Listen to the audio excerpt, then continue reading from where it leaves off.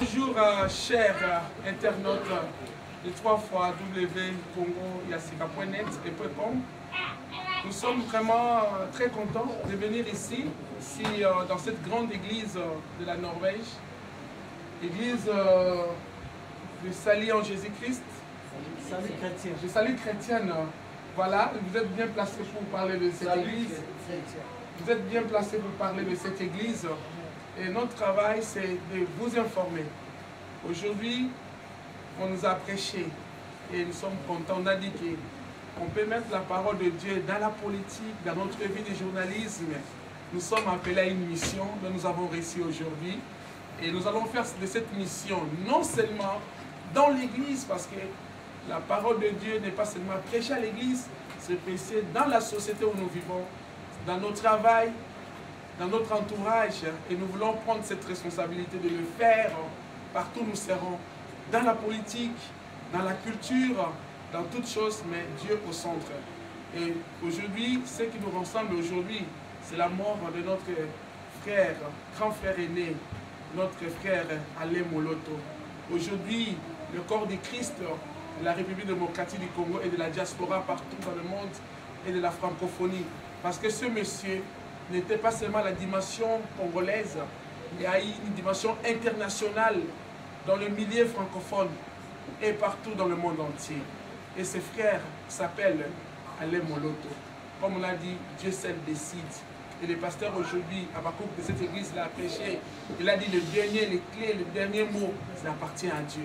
Que ce soit les circonstances de la vie, que ce soit de tout ce qui a fait que la mort soit, mais le mot appartient à Dieu. Et aussi, nous voulons vous dire que le Scandinavie, le corps du Christ de Scandinavie plaire à Alain Moloto. Comme vous m'avez appelé depuis la République démocratique du Congo, qu'est-ce que vous faites là-bas pour le corps du Christ de Scandinavie? Nous sommes là et nous sommes là. Pour vous dire que nous sommes là, aujourd'hui je vais recevoir un homme de Dieu qui travaille à côté de notre pasteur Habakkuk, qui a pris la responsabilité, qui est responsable aussi de la presse de cette église. Salut frère. Salut. Vous pouvez vous présenter devant le corps du Christ? Ouais, je réponds au nom de Denis Bongi. Je suis ici en Norvège et je suis serviteur de Dieu dans l'église Salut chrétien que nous sommes ici. C'est un peu ça que je peux me présenter, c'est jusque-là. Alors, Bandeko Balandi, Babiso, Obolanda Gabiso, toujours, Tozali vraiment elongo, et puis Tozana Mawana Motema, na Oyezui Biso, Oyezui, Ingoma na Nzambe à Congo, Mosali Monene na Nzambe à Otikotika Biso. Alors, Batuningai, Bino, Nini Bozako s'organiser à Scandinavie, à Norvège, Sangwana Tang Bozwaki, Église, Salut du Christ, Boyoka Kindengeni. Salut chrétien. Salut chrétien, s'il vous plaît. Ouais, Sangwana, étant que mon Christ, nous sommes tous ceux qui ne sont pas ici. Mais nous sommes plutôt dans mon conception, mon temps total à Kambaliwa. Pour la vie sur Christ, et surtout nous sommes dans Salut chrétien, Niwa, ils ont une séparation montant pour Kabwana physiquement, et ça, on va tout passer. Mais ce qui nous plaît, tant que nous avons fait quelque part, on se réjouit ça. Puisque mon côté est en place pour que nous mais biso quand même conformément à la Bible c'est que la Bible est la biso tu es bah que non mon Christ autant à kufaka et que dans la bisika malam. Alors si je pense à moi-même tant tous allez dans l'Afrique vous avez rêvé que non un jour sur laquelle la poto et vous avez serré pour la main. Alors tant on pose mon colore peu pour aller pour que la poto au moins la que tant sous du bon taper ça pour là. Parce que nous avons le Kabwana de Gonabiso, en Afrique, et là, on Kabiso à Okenapoto, un jour de 8 ce qu'on a en colonie. C'est pareil, les Zakal Kabaliwa, tout le monde qui nous moko na katna Yesu Masia, ou Azali qui monene, avec le Moussala Mokabakasi, à Tikibiso, mais séparation, la casse n'a pas moto, ça la biso passé. Mais spirituellement, les essais pour la biso, parce qu'on est fiers que nous, à Kofi Benda katna Yesu Masia. C'est un peu ça. Depo Bolobi Boyo. La seule voie, la seule façon de rencontrer Dieu, les alliés Bokabwani na nzoto oyo pour na okuta na Nzambe. Bon lokola salami bongo, les alliés be mokalo na Nzambe, les alliés boy. Bon, et là, côté et koki ko salama oyo Nzamba yebi yango. C'est-à-dire mais et non nakoi kolobelo ba liboso o eza motuya mutu déjà tant aza akomi Kristo o tebi que non aza mosali na Nzambe o ayebi Nzambe donc peu importe la façon tokoko kabwana na nzoto to na nini mais eloko makasi ezali kokabwana nzoto eza pena pasi te ya molimo nde ezalaka pasi so moto akufi na molimo wana ntuka esaka biso mpasi tokolela mingi po toyebi keno toperdre ame wana ata mokolo na suka tokomona na susu te mais moto tokabwani na nzoto boye mais nous croyons que non même dans l'avenir un jour ata na mbokelaka kuna tokomona na ye ezalisengo na biso nyonso tu donc la mort eza voie mpona bato nyonso tu donc lelo yakei lobi ekozala biso tokolanda mais ce qui est important na yesu masiya donc tokokutana mais soki eza na yesu masiya te donc tokomonana mpe susu puisque ngai na soki ngai na kokende lola mais soki oyo akufaki akufi na yesu masiya te donc ye ozala kote na biso te akozalaka mosusu ekozala mpasi message nini lingomba na bino eza nango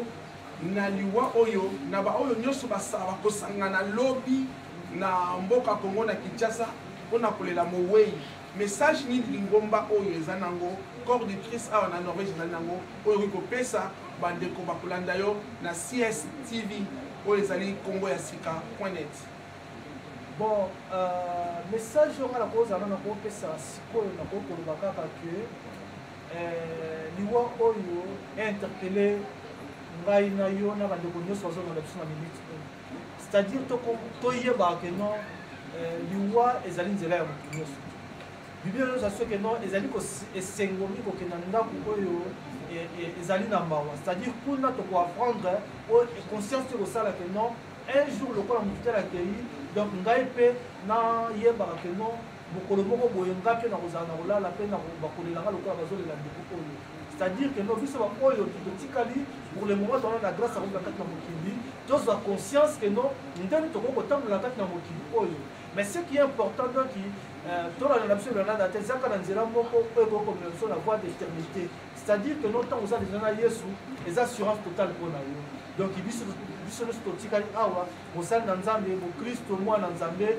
koyebaka yake no komilengela ntango mosusu liwa moto kokomema na nzela na kokuta na nzambe ou soit boye yesu masiya mais la bible nous recommande tozala toujours prêt donc c'est-à-dire mokolo na mokolo toyeba kovivre expérience na biso personnel na yesu masiya tozala toujours na yesu masiya tozala na ye elongo na mokolo na biso tomilengele liloba malamu tomilengele mpo toyebi mokolo te nzambi toyebi mpe mokolo akoya te tomilengele alors vraiment merci pour l'église oyo okoki ko se présenter mokambi azali nani programme église ezali nani pe na occasion oyo pe bande kwa mokili mobimba obalandaka biso na Asia na Amerika na Afrika na Europa bayeba kolanda yo sika oyo pesa biso programme église mokambi azali nani botambolaka lolenge nini vision ezali nini et puis bandeko oyo bakozwa occasion bayeba peke bozali awa na mboka Norvège bao baswetaka koya koteya bazali koluka ndeni ya kokota na mboka oyo mpona koteya sango malamu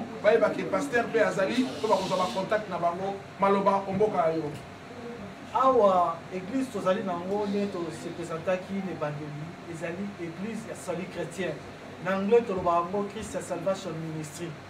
Alors visionnaire to mobateli pater azali kotambwisa etonga oyo kombo na ye biso tobengaka nini papa Abakouk mais aza na ministère moko apostolique azali moto oyo tobengaka ye ministre et témoin ya sango malamu c'est-à-dire ye nde papa Abakouk nini aza kotambwisa biso awa na vision to emoniseli oyo nzambe atie kati na ye kati na lik ndenge kaka olobi na lingala makasi wana tozango kaka luka mais vision na biso ezali keno biso nyonso tozali awa toyebi keno ndenge nzambe alakisaki ye keno ndenge totangi na kati ya logo na biso ekomami awa Luc 21 c'est-à-dire par notre persévérance que nous sauverons nos âmes awa ezali keno lelo nzambe atalisaki eke no koma mokili ezolela koma bakristo bazali kolela omona moto abikisami azolobaka aza mokristo mozomona quelque part eza makambo mingi ezali komarche te na vie na ye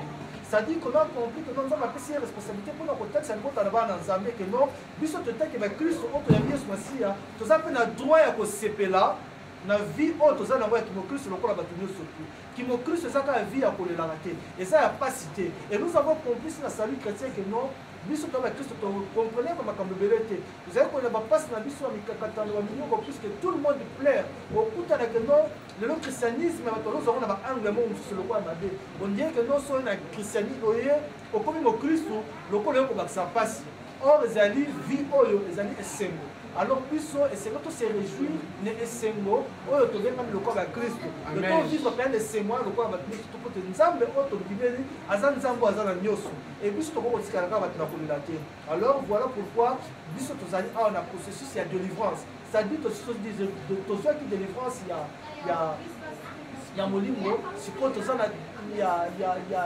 délivrance ya molema na biso c'est-à-dire âme ezala sauver âme wana peso ko ezala sauver nous total na makomia nous senga pena que nous faut yika mpiko nous faut se battre avec Jésus-Christ de façon que nous pour sauver âme na yo pour na jouir na mémoire surtout on nzamba tina disposition na biso vraiment na mpusi na ko bon moi yango. Merci Ndeko Langai frère Nangai évangéliste de Kodemi. Totondi yo mingi na tango pesi biso pe totondi mosali na Nzambe pasteur Abakuka yangwana na lobi Ndeko Boka totondi yo okambi mosali banda ozali na pema mais ondimi ko yamba biso na kati église oyo alors merci mingi pona yango. Alors là, nous profitons de dire merci. C'était une séquence. C'était une séquence. Awa. Namoni comme ça combo ko e bo yangai bo etondi be maloba mingi. Ko pesa biso combo ya elamo ko balanda peo. Et juste un râle bakena église ya biso comme na salut chrétien. Alors programme na biso na ko profiter de ce programme na biso donc chaque mercredi to zalakawa na 18h à 20h on va te donner dans sa présence. C'est-à-dire que nous avons la présence sans Zambé. Yaka na yon de connaître tout ça partout. Son ça va salopé grâce aux alliés ailleurs. Un jour sur qu'on a Oslo, on a toujours les bienvenus. Tu Yambayo, nous te Yambaba de connaître surtout. Et puis on a sur aux a déçuté. Rappelez na yaki un jour le corps va de connaître so. Le lot on a vendu donc chaque mercredi nous avons dans sa présence de 18h à 20h. Chaque vendredi nous avons l'enseignement. Puisque l'enseignement est bien, il y a des gens qui sont en Christ, ils ont droit à biso et puis ils ont droit à donc vendredi, nous avons l'enseignement, puis vendredi, nous avons l'intercession. Ils ont de 18h à 20h30. Et chaque dimanche, nous allons de 14h30 à 17h plus ou moins. Alors, non, profitez pour qu'on appelle ce message que non, à partir, il y a semaine, nous sommes vendredi, samedi, dimanche. Nous avons un programme spécial pour te donner dans sa présence. Chaque trimestre, c'est organisé un programme. Alors tout le monde, tu es le bienvenu. Bien aimé, Yogo Oza Kolela, Oza Mikumba, Oza Bapasi, Oza ma situation belle, Oza Mitoune belle, Oza Komituna. Peut-être Oza qui dossier quelque part, soit du bon comportement et ça sous. Mais awa na singa na que non, ceux qui connaissent Simba Kité, il y a comme Kanza mais na biso do Sambela awa. Et je serai que tu seras vraiment béni. En tout cas, on a souhaité que non. Tu es le bienvenu. Boya bino no surtout bo sepela. Awa mutumo abi tant to kotaka mutumo no sota magane sengo. Soki na boteli yo micro te okoloba beti ti. Alors pesa biso mingi adresse ya place oyo et puis to sukabewana. Adresse de M. Zali tout le Bougata 19 et si je ne me trompe 19 tout le Bougata 19 et ça non loin il y a gare Nabiso, il y a Mounene, il y a Oslo, donc son communana, tout le Bougata, et ça peut être dans le numéro 19, aux Abisso de Zaliwana, donc tout ça local Nabiso, et ça est Bisso, Mokonza, Bassala, grâce à ça, c'est Kamalamu, Yaka, Tola, Nayo, Torobondela, Toronzambe, Nzamba, comme il s'est visité, en tout cas, Nzamba Pamola. Merci Mingi, Ndeko, Tokombe la souka, la séquence Oyo, Bandeko Oyo, Bazana Corps du Christ, Nakat Namboka, Norvège, Totoni Binobe. Dimanche bolamo lobby nangolo na nzambe bokomona biso na mboka ya Suède tokoya pe kuna tokotuna be mituna pe kotala be ningi sa nzambe ezali kotambola ko tozali wana kapona non seulement na bomoi na biso politique économie culture tozali pe wana pe po mosala na nzambe mona na ponza matuna kana pesi yo mais yo sali nango nini pona ngai intérêt na nzambe za nini na mosala na yo alors yango wana pe biso tozwi mokano et que nzamba mon appel intérêt na ye na mosala tozali kosala Alors totondi mosali naza te Rabakouk na kati na église oyo sali chrétien et puis to pesi mbote mingi to bosanaka te kopesa mbote na bao balandaka biso toujours malamu ndeleza dimanche na bandeko oyo na mboka ya France na bandeko na mboka ya Belgique et na boyi kotanga bakombo po ezali mosala na Nzambe. Merci kimia ezala be na mboka ya bino tokokutana pe mokolo oyo ezali koya Nzambe apambola bino.